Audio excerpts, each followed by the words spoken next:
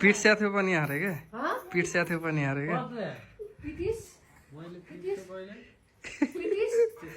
भाउजू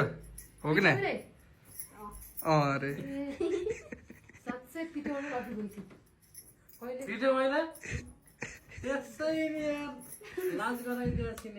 त्यस्तै पिट्न सिक्ने हो त कहिले पनि हात छोड्नु नपर्ने थाहा छैन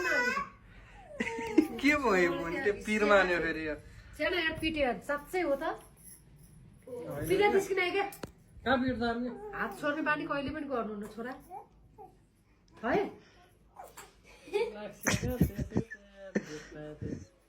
हो कि नै तिमीले पनि किन ढाँट्यौ र फेरि हो कि नै भन्दैछ न